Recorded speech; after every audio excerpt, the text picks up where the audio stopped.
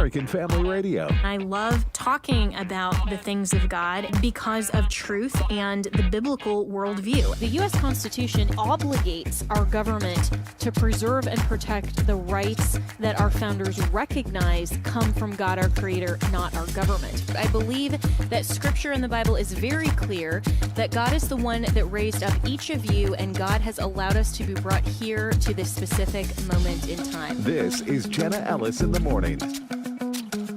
And good Tuesday morning to you folks. It's not Jenna, of course. Fred Jackson sitting in for Jenna today. I'll let you know in just a second where she is today, because she's part of a big event down in Florida.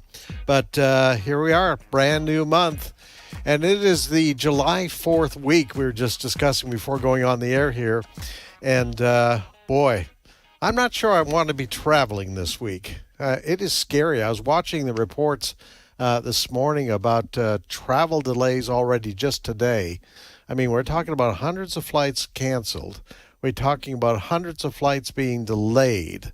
I've never seen anything like it. We had folks away last week in Washington, and I got some of the reports about trying to get home from their visit to Washington, D.C. Delays. They get some travel vouchers out of it, but, arrive at a hotel because of flight cancellations at 2 a.m, but got to get up at 5 to get the next scheduled flight. So I don't know. I have taken, my preference is driving these days. I'm not blaming pilots or air traffic controllers. A lot of it has to do with weather. Was watching a video last night of a thunder and lightning storm that went through Atlanta, and it was absolutely horrific, because what happened was there were a lot of planes, I think this was last week sometime, a lot of planes that were taxiing out to take off, and then this storm hits. And I guess the policy is, I wasn't aware of this, that if the plane is taxiing out to take off and there's thunder and lightning, they've got to go back to the gate to check for any structural damages. So that just adds to the whole mess. But anyway, it sounds like I'm trying to discourage you from traveling this week. I know a lot of you will anyway, but be careful out there. And I think the best thing to do is hope for the best, pray for the best, but there may be delays, and just kind of build it into your plans, folks, because that's the way it seems to be. All right. I mentioned Jenna, of course, is away today.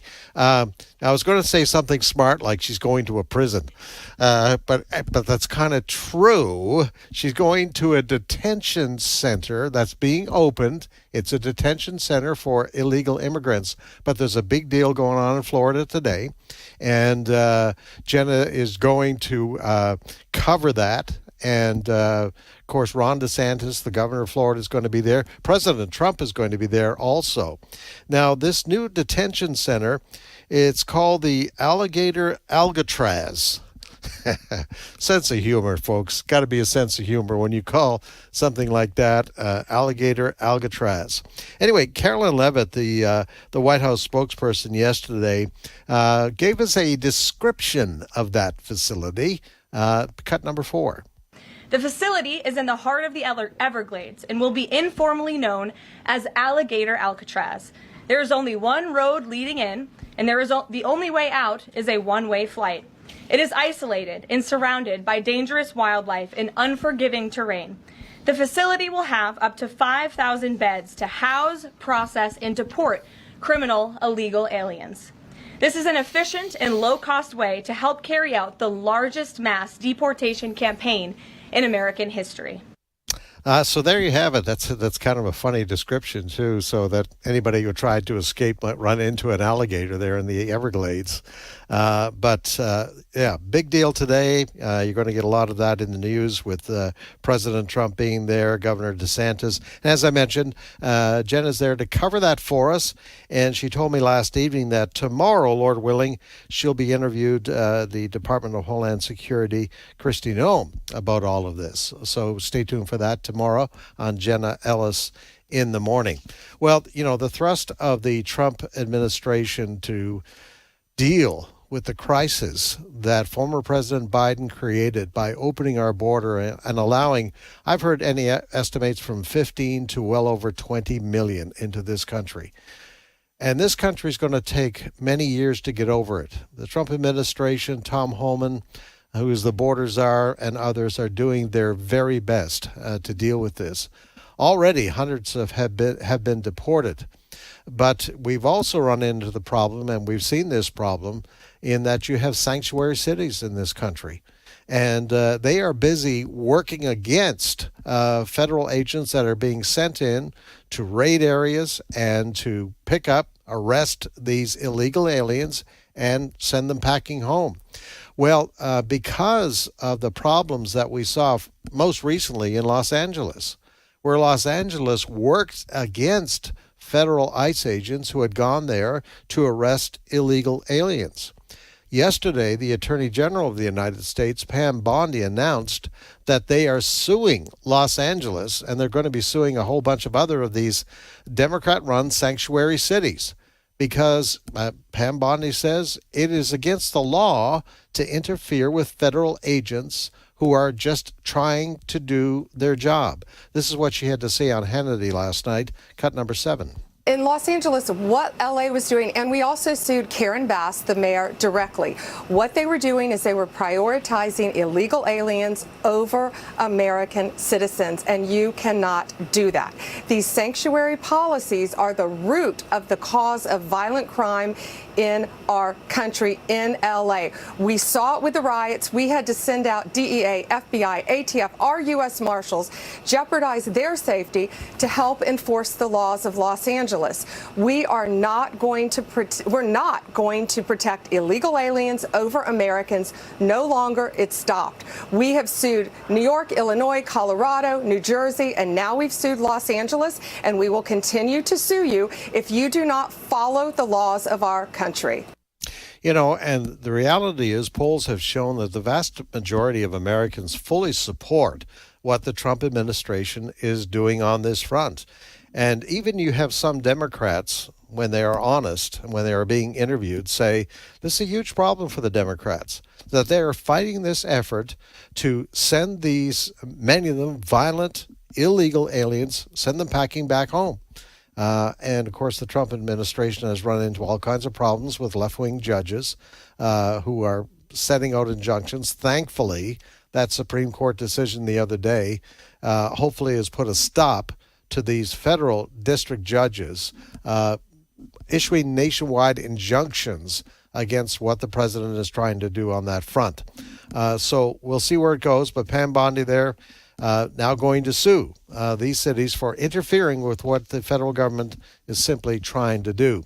Well, many fronts right now in the federal government's agenda, the Trump administration's agenda, one of them being trying to pass the Trump Big Beautiful Bill. And whilst we were sleeping, the Senate continued to meet overnight to deal with a thrust of amendments, mostly coming from Democrats in the Senate. Chad Pergram of Fox News kind of outlined early this morning where we are with all of this. Cut number 5. Then they said midnight. Then they said dawn. Well, the sun came up here in Washington, D.C. at 5:46 a.m., and they are still not finished. If you had this pinned down, they would go ahead and work out a final series of amendment votes and then vote. The fact that they have not done that yet indicates to me that they're not just there yet. That doesn't mean that they're not going to get there, but we've been told by Tom Tillis, the Republican senator from North Carolina, this is going to take a couple more hours. John Barrasso, the Republican whip from Wyoming, indicated when he was asked when this would be wrapping up, he said, I just don't know. Let's look at the math on this. We know that there are 2 Republican nays. That would be Tom Tillis of North Carolina and also Rand Paul of Kentucky. Yeah, those are the 2 nays. So it's a very, very close margin. So you've got, they can lose a couple of more Republicans on this, I think up to 3. And then the Vice President, J.D. Vance, would have to come in. So they've been dealing with these amendments all night. Then about an hour ago, Vice President Vance arrived at the Senate. He is there to break any ties But the reality is the Republicans cannot afford to lose any more support on this. So we'll see what happens today. And, of course, the other problem, there are changes in this Senate version of this big, beautiful bill that are different from what the House passed several days ago. So the changes would have to go back to the House, and the House would have to deal with that. The aim of the Republicans, and certainly the White House, is for the president to be able to sign off on this on Friday, July 4th. Chances of that are about 50-50 right now, but we'll wait and see what happens. Now, another kind of major story that came up yesterday, the State Department lifted the visa of a British rapper who was supposed to come here in October for 20 concerts, but they lifted his visa. He's not going to be allowed in the country.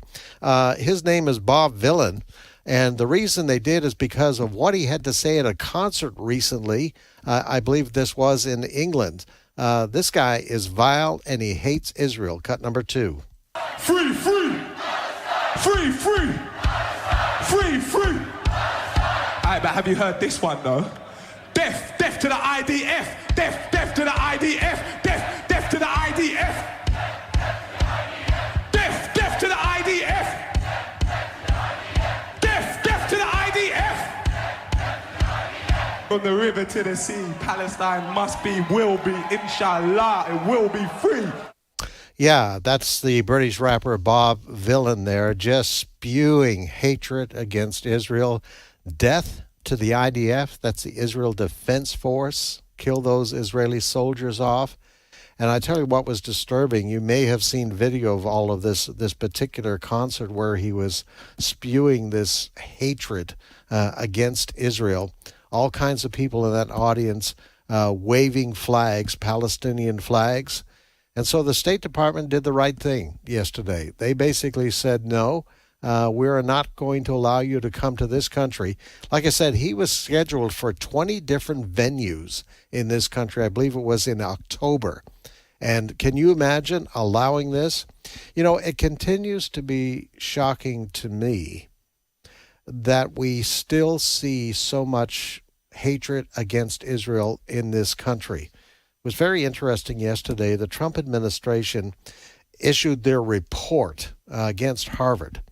And the report basically says Harvard failed to protect Jewish students. Now, this is all with regards to what we have seen on Harvard, on Columbia University in New York over the last couple of years in the wake of the October 7th, 2023 massacre of 1,200 Israeli men, women, and children there in Israel. Within 48 hours, we saw these anti-Israel protests taking place on these campuses like Harvard. And basically what this report yesterday from the Trump administration said, the Harvard University failed to protect Jewish students from harassment. The Trump administration concluded after the investigation and threatened to cut off all federal funding from the Ivy League school if it fails to take action. And, you know, Harvard continues to say, well, you know, we're doing things, but we're not seeing it. We're not seeing it at all. And I think, you know, the Trump administration is exactly right. The only way to deal with this kind of problem on our campuses, because, let's face it, students, professors at the vast majority of these campuses, these Ivy League campuses, they've demonstrated this hatred of Israel before with the divest, boycott, divest programs that they have had on these campuses. But you may remember, and this report yesterday dealt specifically with Harvard, but they're also looking at Columbia, University of Pennsylvania, and some of these others. You know, this hatred against Israel just didn't arise in the wake of what happened in October 2023. The hatred of that Jewish state has been going on for a long, long time. But what happened in the last couple of years has just made it very visible to the American people that hatred of Israel, the intolerance or the tolerance of allowing Jewish students to be negatively impacted by all of this, keeping them from class, trying to embarrass them. It's been there for a long, long time. that's one of the things we want to talk to about our guest that's coming up. Gary Bauer of Campaign for Working Families is going to be our guest. That subject and a whole lot more when we come back on this Tuesday edition of Jenna Ellis in the Morning. Fred sitting in. We'll see you in a minute.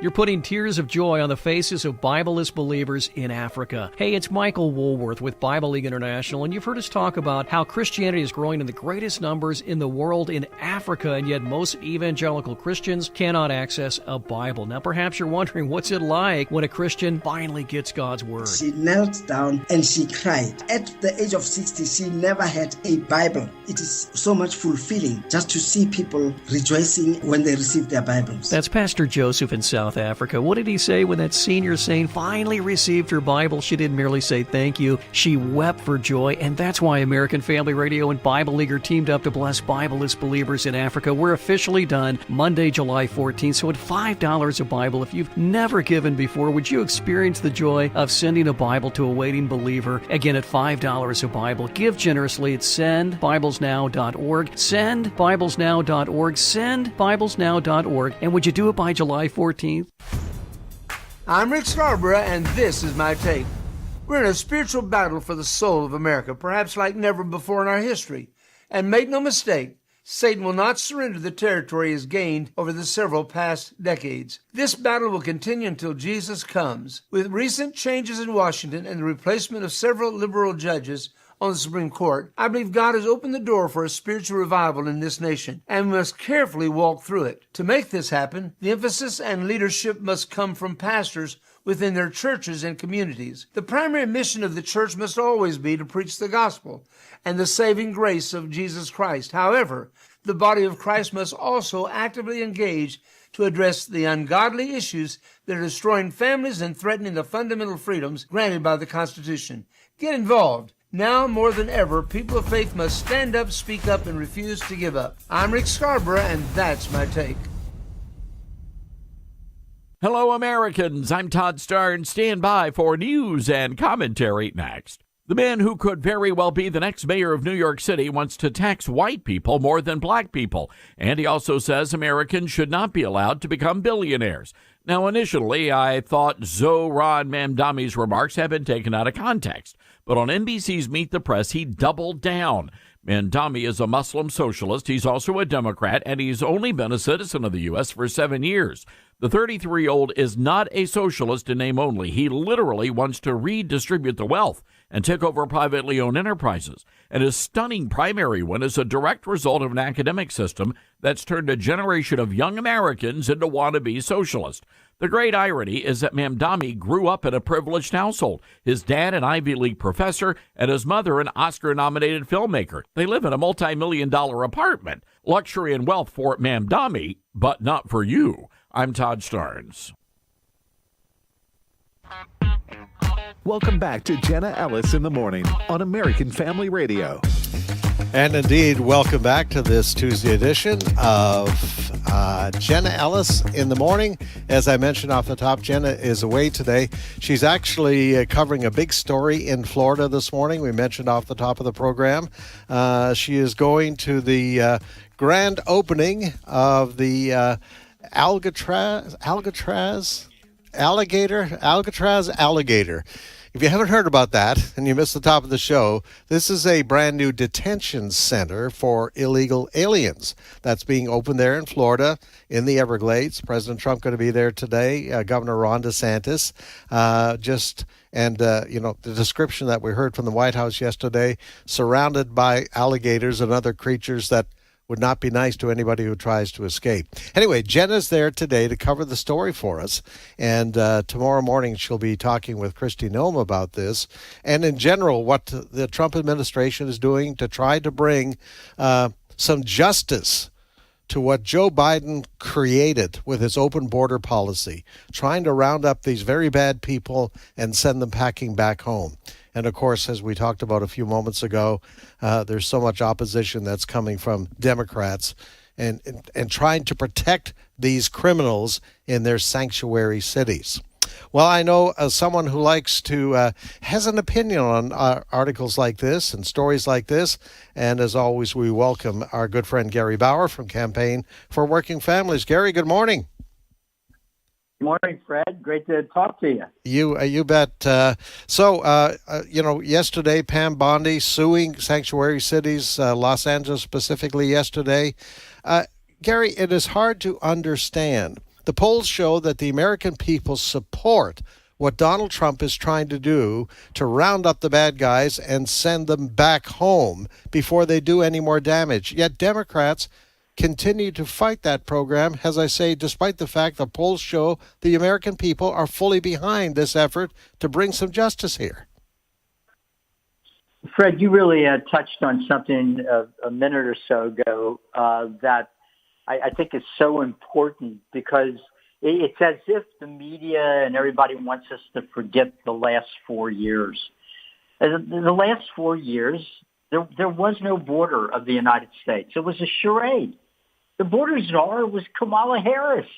We had millions of people cross the border. And the Democrat Party, all those Democrat senators and Democrats in the House, they were fine with it. They go, oh, the border's secure, the border's secure. No, it wasn't. So all these people came in. Trump ran on getting them out, and that's what he's trying to do now. And every Democrat, every liberal judge, every liberal media outlet is doing everything they can to prevent him from getting those folks out of the country.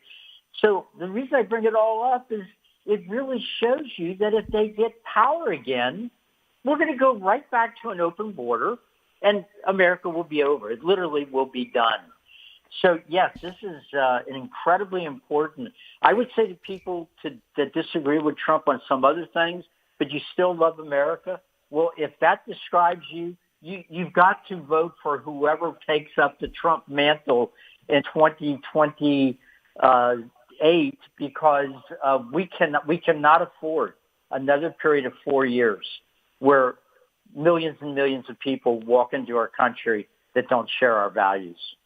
You know, Gary, another topic that is so troubling in the wake of what happened, we talked about this a few moments ago in October 2023 in Israel, and what it revealed so sadly in the wake of that massacre by Hamas terrorists against Israeli men, women, and children was the level of anti-Semitism in this country. And I know Israel and the Jewish people are dear to your heart. But yesterday there was this announcement from the State Department. They were removing the visa of this British rapper, Bob Dylan. I'm not sure. Have you seen the video of what this guy was saying at a recent concert there? Unfortunately, I have. Yeah. It's absolutely horrible. We played it just a moment ago. But they removed his visa because he was going to give 20 concerts in this country. This guy hates Israel. He calls for death to Israeli soldiers. Gary, it's just hard to explain. And I have to believe this anti-Israel, anti-Jewish sentiments in this country, particularly on our Ivy League campuses, this has been brewing for a long time, long before October 2023. There's no question about it, Fred.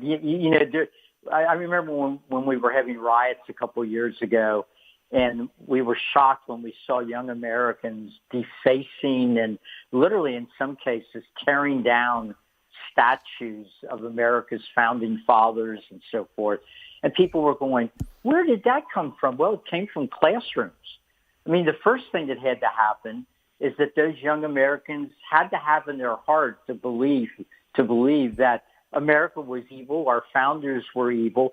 What we saw with our eyes was just the symptom of the indoctrination they had been put through. And the same thing is happening with anti-Semitism. This has been taught by professors and teachers at some of the finest schools and universities in America. I mean, if you think about it, Israel's the only democracy in the Middle East. And so young Americans on these campuses had a choice in a war between the only democracy and a death cult. They chose the side of the death cult. I mean, that ought to scare the daylights out of us, that a rising generation even has one person that would choose the death cult over the democracy. But obviously, we have many, many people like this, and it is it's a significant threat to our future, Fred, as you know. Well, related to this is what happened in New York with the Democrat primary in the last few days. The Democrats putting forward for the next mayor of New York, Zoran Mamdani, and he is very open about his hatred of Israel. Yes, he is, and it's very telling that Chuck Schumer, who's a Jewish American in the United States Senate, I believe he's the highest ranking, highest elected Jewish official in the United States. He can't quite bring himself to go all out and be critical of this guy. The same with a lot of other leaders in the Democrat Party. And I think what it shows, Fred, is that, yes, this guy is very public about his anti-Semitism, about his anti-Americanism, and a whole bunch of other things. But he represents what has been simmering and working its way up in the Democrat Party for quite a few years now. And this is the thing that I know, because I've talked to them, really worries the government of Israel, the people of Israel. And it really worries me because we only have two major parties, and they're letting, in the Democrat Party, the rising generation in that party rejects virtually everything that most Americans believe in, including whether or not America is a great country or not. Fred, can I take 1 second and go back to in the aftermath of the October attack? Mm-hmm. I'm sure you've seen this in big cities. People will lose a dog and they'll put up a poster of their dog on a phone pole or on a stop sign or whatever, and people will stop and look at it and go, I think I've seen that dog. Yeah, nobody tears those photos down. It's a dog, and somebody loved the dog.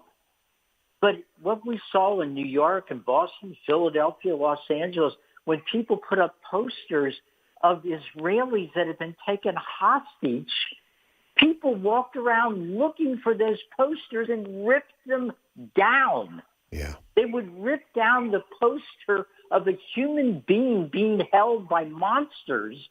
It's the kind of thing they wouldn't do if the poster had been a poster of a dog. Yeah. Horrible. So what do we do about this, Gary? I mean, where does it start? What do we have to do to turn this around? I know the Trump administration report yesterday on Harvard going to remove more funding unless they take some concrete steps to stop this. But where do we start in our homes? Where do we start in our schools where our kids are going to school? Well, you just touched on the most important thing. A lot of people say, I want to get in the fight, Gary, but I don't even know what to do next. Well, the first thing to do is save your own children and grandchildren. You've got to be sure at the dinner table, at church on Sunday, or wherever you have these opportunities to talk to your own children and your own grandchildren. Save them from the sick culture and increasingly sick ideologies that are dominating America. Don't work your whole life to send your kid to a school that's going to teach that child that everything you taught them was foolish, evil, bigoted, etc.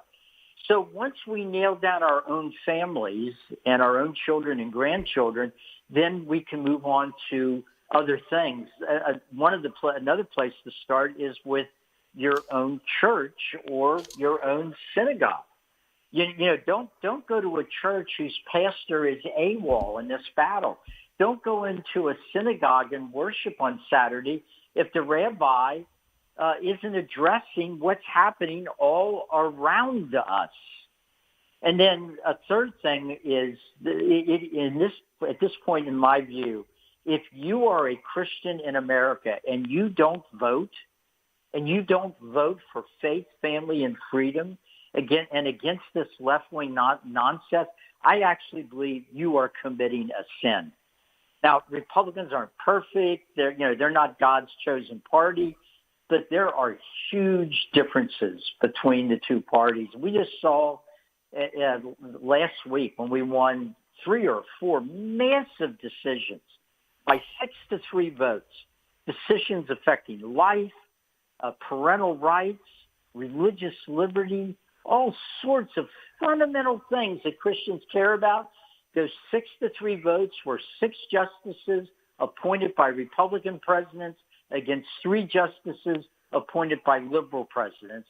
That should tell you everything you need to know. Why you should be worshiping on Sunday, at work on Monday, and in the voting booth on Tuesday. Amen. You mentioned the Supreme Court decisions last Friday, particularly the one dealing with Montgomery County, Maryland, where Muslim and Christian and Jewish parents got together and said, we're not going to put up with the nonsense of a school district that tells us we have no say in what our kids are being taught and being read to, and the kinds of books they're being read to by the school. And yesterday, in your end of day that you send out, you quoted some of the teachers' manuals. I just want to read this from the teacher's manual on this aspect of transgenderism. When we are born, people make a guess about our gender and label us boy or girl based on our body parts. Sometimes they're right and sometimes they're wrong. Our body parts do not decide our gender. Our gender comes from inside. We might feel different than what people tell us we are. Gary, Biology 101, that is totally against that. But this is the kind of propaganda that these parents spoke up about. And fortunately, the Supreme Court sided with the parents. Yeah, Fred. When I first read that, just that from one of these teacher guides, it was absolutely clear to me that what had happened in Montgomery County, Maryland, a very upscale area, is that leftist ideologues have taken over the entire school system, and they're building children, adults for the future. And this is the same path the left has been on for a long time. There is no God. There is no truth. There is no normal. Define your own truth, your own normal, etc. There's a reason that all the way up until the last 10 years, a person that wanted a sex change operation was a real oddity, like, oh, what the heck is going on with that guy? Now there's an explosion of little children that want sex changes. How did that happen? Well, it's because of the messages the culture is sending and liberal teacher unions in our classrooms is sending. And now we're reaping again. It's always women and children that suffer when the left is in ascendancy, and we're seeing an example of it right here. And by the way, Fred, do people think it's just the coincidence that a lot of Hollywood stars not only have a transgender child, they'll have 2 or 3 transgender children? How in the world could that possibly be happening? Are they drinking something in the water out there? No. It's the fact that those parents are reinforcing the message that the kids are getting in the liberal schools. And it's become almost among some of these elites a badge of honor to be able to hold a press conference and say, I'm so proud to tell you my little girl is actually a little boy, and we're going to go get a double mastectomy for her right now. We're so proud of her. How sick can you get? Gary, it all comes back to, I guess, an indictment as to where the country is spiritually, and perhaps all of this coming forward and the public being made more aware of the consequences of this left-wing ideology, at least in some segments of our society. They're starting to speak up, like those parents in Montgomery County. Yes, there are signs all over the country of spring happening, even though we're now pretty much going into the heat of summer. People are waking up, and people are standing up, and people are fighting for their own children and grandchildren. Gary, we got it. We got to run, but great points being made. Hey, listen, Campaign for Working Families, your end of day. How can people get a hold of that very important email? They can go to the initials there, Campaign for Working Families. So it's CWF PAC, P-A-C, CWFPAC.com. All right, Gary. Thank you so much. Great to have you, sir. All right, much more ahead in this edition of Jenna Ellis in the Morning. We'll be back right after the break.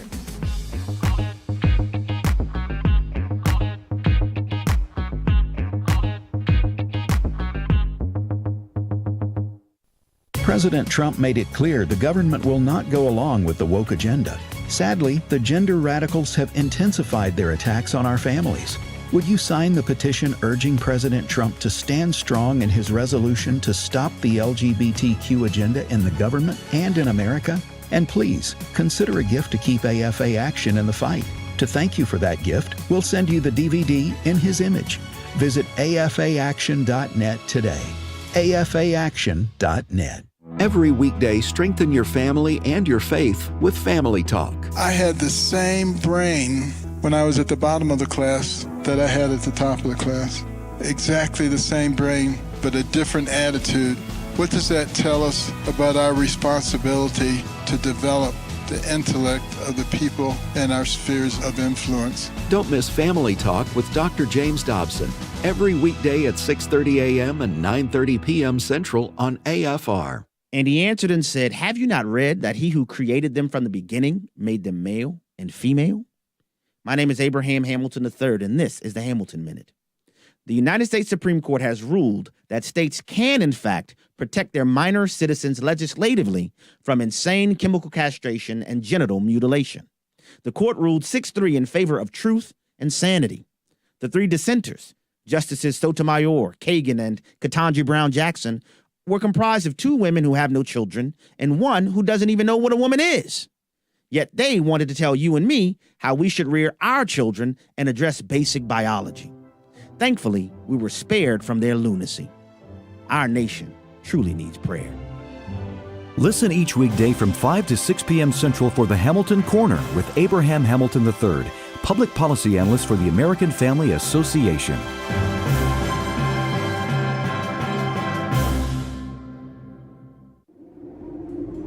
In the book of Isaiah, the word tells us, the grass withers and the flowers fall, but the word of our God endures forever. In the same way, without careful planning, your financial goals could blow away like the seeds of a dandelion. It's never too early or too late to consider how a charitable gift annuity can help you meet the financial goals you've set for your loved ones, your causes, and yourself. Give AFA Foundation a call at 800-326-4543, extension 345, or visit our website, afafoundation.net. Let us explain how a charitable gift annuity can help you achieve your goals. As we read in Proverbs, the plans of the diligent lead to profit. Our phone number again is 800-326-4543, extension 345. And our website is afafoundation.net.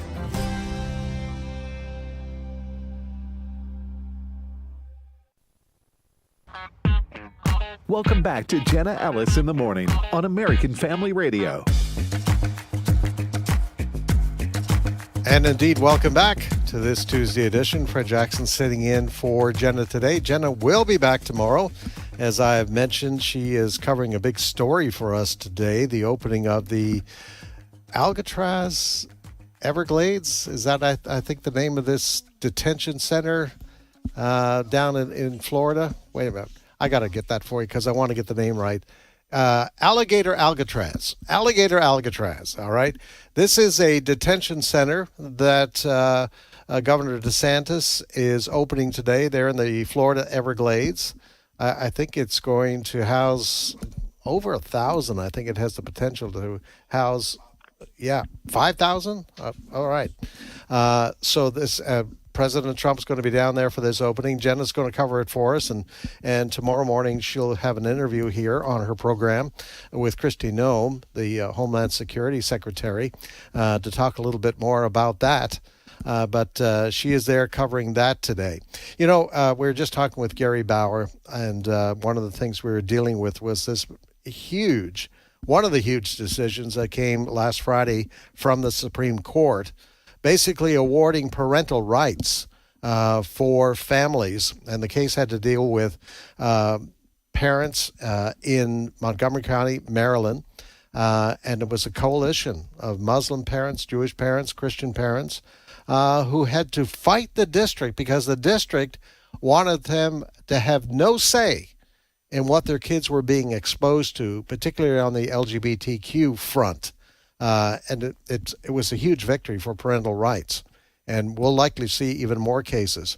You know, the other thing, there has been an attitude, certainly in our education system. And again, I always like to coach this. There are good Christian teachers and principals and people in school districts who are trying to do the right thing.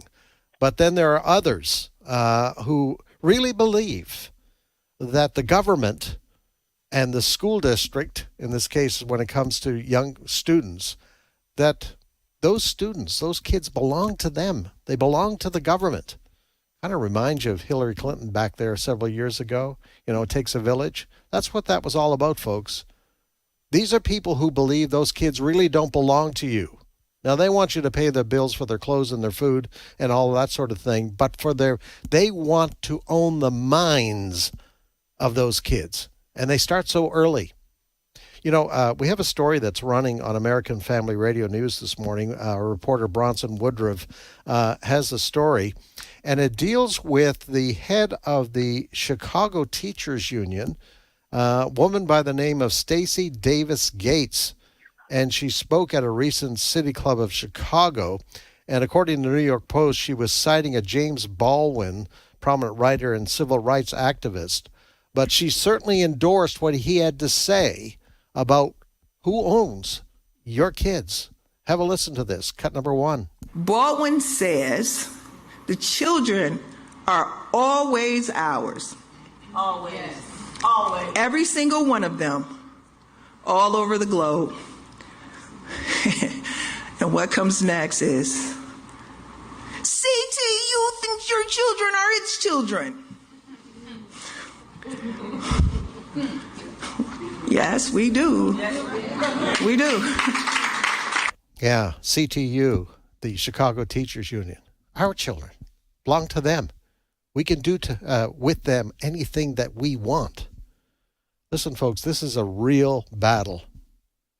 And Christians ought to be very clear on where the Bible is.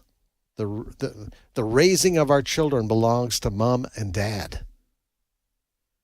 And we have to wake up to these kind of indoctrination efforts of people like Stacey Davis Gates and others. You know, it's the reason why this case came before the Supreme Court. The parents had to fight for the right to have a say in what their little Janie and Johns were being exposed to.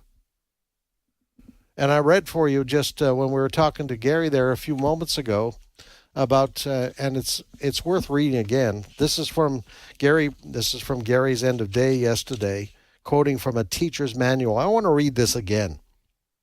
Quote, "When we are born, people make a guess about our gender and label us boy or girl based on our body parts."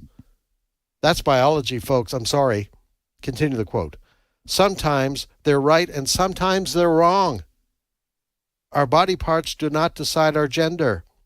Our gender comes from inside. We might feel different than what people tell us we are." End quote. That's from a teacher's manual, folks. And this is the kind of things that you need to be aware of, and you have a right to demand to know what your kids are being exposed to and to exempt your kids from this kind of indoctrination. And praise the Lord for this Supreme Court decision the other day. But parents, you still have a responsibility. All right. Chris Woodward has been covering education for American Family News for years, and he joins us on the line right now. Good morning, Chris. Good morning. Hello from the AFN mobile studio. You're on the road. Yes, I just dropped off volleyball practice. Volleyball practice. Well, Chris is the dad of 2 daughters who are busy. They're on vacation right now, but I know they're busy during school year. And as you say, volleyball practice right now through the summer. Now, that's dedication, Chris. I try. Later today, I'm going to, restrap the parking lot and pick up Tim's dry cleaning. Well, Chris, just to get your thoughts once again on this Supreme Court decision last Friday, how important was this Montgomery County case from Maryland?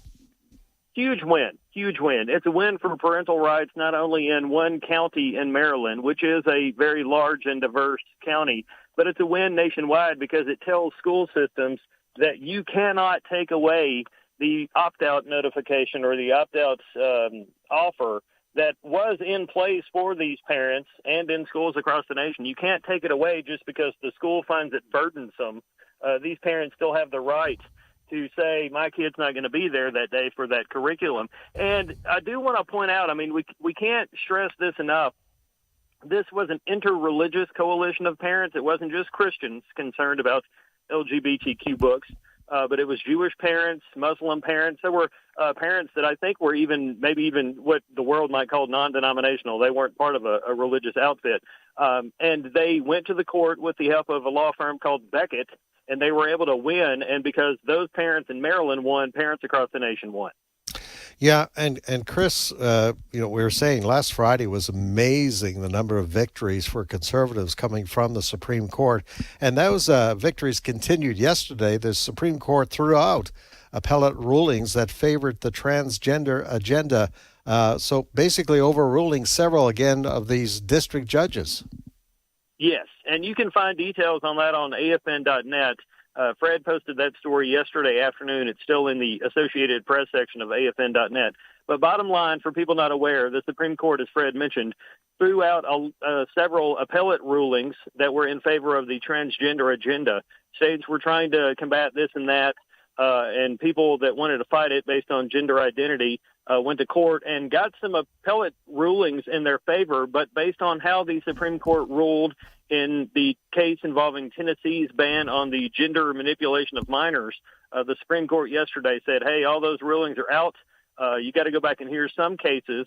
So we'll still be reporting on that. But Tennessee's win was, again, a win for all kinds of states, including Mississippi, where a number of governments have taken steps to say you cannot have surgeries and cross-sex hormones and things like that if you're under the age of 18. All right, just to bring people up to date, the big, beautiful bill. This is the budget bill that President Trump would like to have signed and delivered by this Friday. Now, running into all kinds of problems, Chris, as you're aware, in the Senate, they stayed up all night last night, folks, dealing with amendments, most of them coming from Democrats.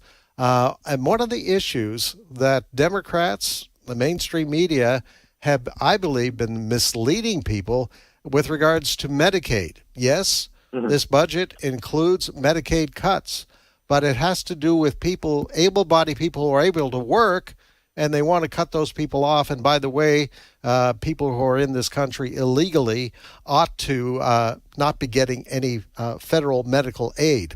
Now, one of the things that has been interesting, and you may have seen these ads even on Fox News, folks, that make you believe that these cuts are going to affect people like this. Cut number 6. How'd your mom do today? She fell again this morning. Honey, maybe we start looking at nursing homes. But if Congress cuts Medicaid, I don't know if there will even be a place for her.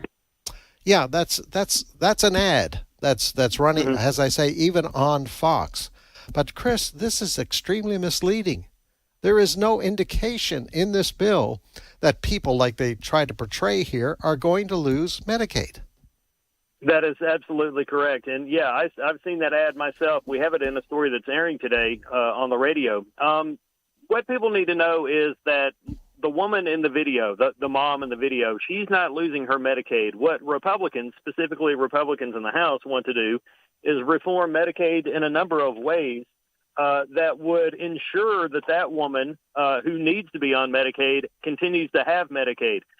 Republicans want to do several reforms, some of them including a work requirement for Medicaid that would require able-bodied adults of a certain age range, 19 to 50 or something like that. It would require them to work, train, study, or volunteer a certain number of hours per month, not week, per month.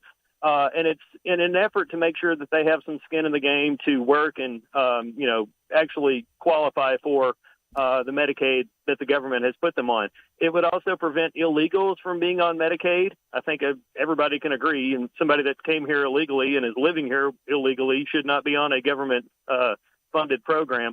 There's also some other stuff in there that involves the provider tax. That was one of the things that Josh Hawley was initially a no on, but he has since come to a yes. So anything that people say involving, cuts to Medicaid is misleading. And bear in mind, many of the same Democrats that are claiming that they're cutting Medicaid are the same Democrats that want to tell you, crazy things like men can get pregnant.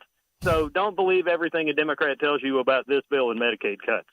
It's been troubling, though, that there's at least one Republican who seems to be singing from the same hymn book as the Democrats on this Medicaid scare, I call it, and that's Republican Senator from North Carolina, Tom Tillis, who now says he's not going to run again, but he's been out there saying he's worried it's going to affect many of his constituents.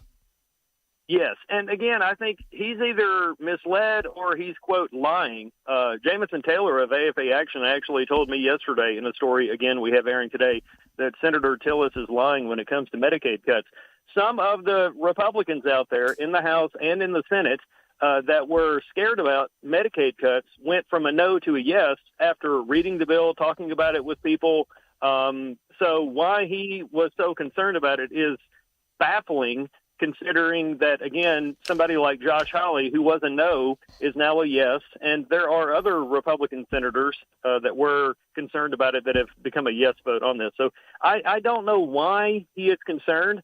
I mean, if people have phoned his office and said, hey, I think you should vote no on this because I'm concerned about it or whatever, that's what he should do. But from what I have read, from what I have been told in conversations with people, including politicians, he doesn't have anything to be concerned about. Yeah, well, we'll be watching that story today, what's going to happen. Vice President Vance is now at the Senate to break any ties that might occur, but the margin is very, very close. They can lose, Republicans can lose, I think it's another 3 votes where Vance would have to come in and break a tie. But Senator Rand Paul and Senator Tillis are still definite no's on this, so it's going to be very close. And then, Chris, of course, we know the changes that the Senate makes has to go back to the House version. It will, and the reason why it has to go back to the House is because anything that involves money, the House has to say yes or no to. So if they've changed one sentence or one figure, if they've moved a decimal point somewhere, it has to go back to the House. It would be a big, beautiful feat if they were to have all this come together in time for Friday. It's still possible. Likely is another question. All right, we only got a few minutes left, Chris, but I know that you're an expert on restaurants. And there's breaking news this morning. There's breaking news about America's favorite restaurant. There's a poll out. And guess who the winner is again this year? Chick-fil-A. Chick-fil-A. Yes. Yes. I ate there recently. I'm probably part of the reason why it's number one. But Chick-fil-A is but the big story is McDonald's finished way down the list again. So, folks, this is the Daily Mail has the story. I'm not sure we'll take time to get reaction to this today. But, yeah, Chick-fil-A, what's it called? God's Chicken? Is that what people call it? God's Chicken? Yeah, Heaven's Chicken, God's Chicken. I've heard it different ways. All right. Chris, thanks so much. We know you have lots on your agenda today. Stay tuned to American Family News, folks. And it's a place where you can get your news from a Christian perspective. And we attempt to do our very best with God's help to do that each and every day. All right, we got to run. Fred for Jenna today. Jenna will be back tomorrow. She's covering that big story in Florida today. She'll have lots to say about that. In the meantime, stay tuned to American Family Radio. See you again soon.